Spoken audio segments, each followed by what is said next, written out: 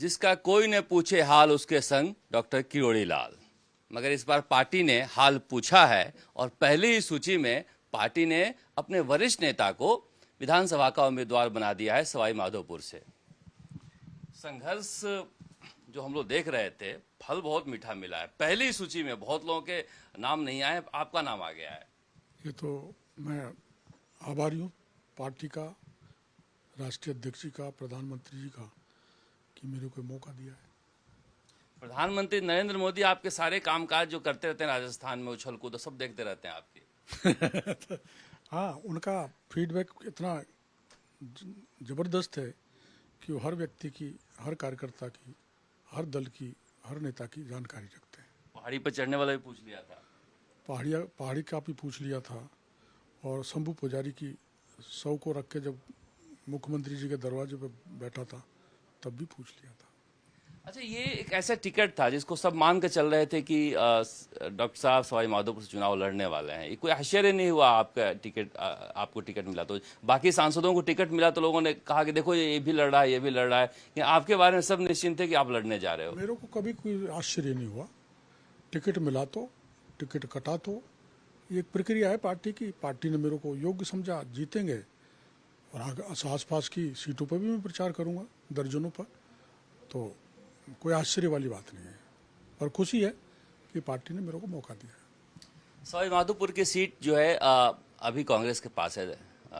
दानिश वहाँ पर विधायक हैं और मुख्यमंत्री के सलाहकार भी हैं, और कहा जा रहा है कि उनके बारे में कहा जाता है कि अच्छा खासा बाहुबल भी है, पैसा भी है, मुख्यमंत्री अशोक गहलोत का आशीर्वाद भी है, नौजवान भी हैं। हालांकि नौजवान आप इस उम्र में भी हैं, तो एक मुकाबला रोचक रहने वाला है, एक तरफा रहने वाला है? नहीं नहीं, ऐसा तो नहीं, मैं ये नहीं कह सकता एक तरफा रहने वाला है। लेकिन मुख्यमंत्री जी कुछ दिन पहले सवाई माधोपुर गए थे, तो ये कहकर आए थे कि अगर दानिश अबरार नहीं होता तो मेरी सरकार नहीं बचती। दानिश अबरार जिस कैंप में थे वहाँ से वो सारी सूचनाएं दे रहे थे। तो ऐसे राजनीतिक सलाहकार बने हैं जिनका करैक्टर संदेहास्पद है। वहाँ की जनता भी जानती है कि ये जयचंद है। हाँ, ये बात आप सही कह रहे। सचिन पायलट के साथ साये की तरह रहते थे ये, और सबसे पहले भागने वालों में से थे, इसलिए जयचंद कहा ना, मैंने कोई गलत नहीं कहा। पायलट साहब के सदा साथ रहते थे। जैसी मेरी जानकारी है, पायलट साहब ने पूरा इनको सहयोग दिया था, फिर भी उनको गच्चा मार के आगे उनमें से एक है। तो इसको वहाँ की जनता ने, अब ये गांव में गए थे तो नारा लगा दिया था, पायलट के गद्दारों को गोली मारो सालों को। वो एक भावनात्मक नारा था जनता का। लेकिन बाहुबल हम चलने नहीं देंगे। हम कोई ऐसा नहीं चाहेंगे कि एमसीसी का उल्लंघन हो, पर उल्लंघन करेंगे तो हम उनको उल्लंघन नहीं करने देंगे। वो उनके पिताजी से मैं पहले चुनाव लड़ चुका हूँ। उस समय काफ़ी उन्होंने हिंसा फैलाने की कोशिश की थी, लेकिन उसका जवाब हमने प्रतिहिंसा से नहीं दिया। हम मॉडल कोड ऑफ कंडक्ट की पालना करते हुए शांतिपूर्वक मतदान में भाग लेंगे।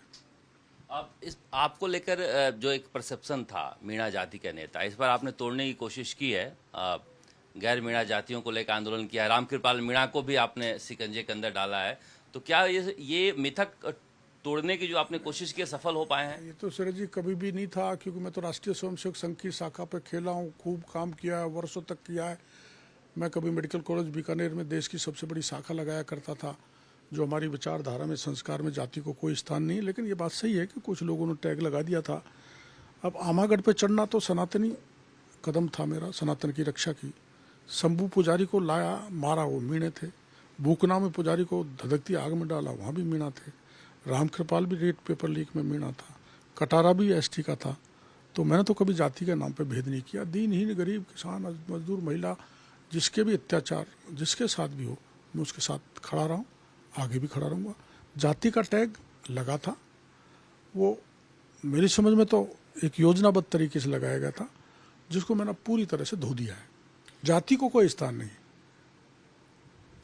लोग कह रहे हैं कि इस 41 में डॉक्टर किरोड़ी लाल मीणा की ठीक ठाक चली है। लालसोट की सीट भी इनके पक्के चले के हैं, और सपोटरा में भी हंसराज के साथ बाबा साथ देंगे। नहीं, ऐसा नहीं है। मेरे से, मैं तो कोर कमेटी में तो हूँ नहीं, आप जानते हो, पर मेरे से सलाह ली थी सेंट्रल कि हमारे प्रभारी जी ने और प्रदेश के नेताओं ने मैंने मेरे नाम बताए थे, भाई जिताऊ 1 2 3 ये हैं, जो आपका सर्वे कहता है, जो आपकी सूचनाएं कहती है, उनमें किसी को दे दो।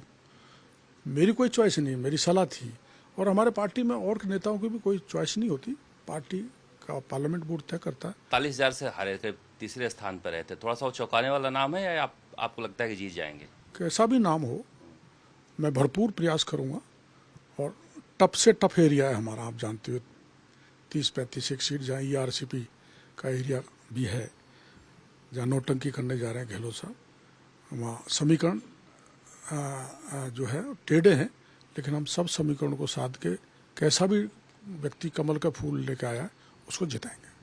अशोक गहलोत को लगता है कि पूर्वी राजस्थान से ही इस बार हम जीत सकते हैं, इसीलिए ERCP का मुद्दा भी बना रहे हैं। और मीणा जातियों को लेकर एक लोगों में है कि ये कांग्रेस के वोटर हैं, इसे कैसे तोड़ पाएंगे? ये तो क्या है कि दरअसल में पिछली बार वहाँ एक समीकरण बना था, गुर्जर का, माली का, माइनॉरिटी का, ST का, SC का। उसको इन 5 साल में हमने पूरी तरह से तोड़ दिया है। गुर्जरों को भी निराशा हाथ लगी है, जो काश्तकार वर्ग है, और जो मीणा जिन पे अपनी बपौती ठहराते हैं कि मीणा तो हमारा मतदाता है, उसमें भी हमने परिश्रम करके फॉलोइंग खड़ी की। और आपको पता है, गहलोत साहब ने सब जातियों के बोर्ड बना दिए, निगम बना दिए। मीणा 8.5% है राजस्थान में, उसका बोर्ड निगम नहीं बनाया। मांग भी की थी, जैसे मध्य प्रदेश में शिवराज सिंह ने बनाया है जय मेनियस बोर्ड, वहाँ चेयरमैन भी बना दिया।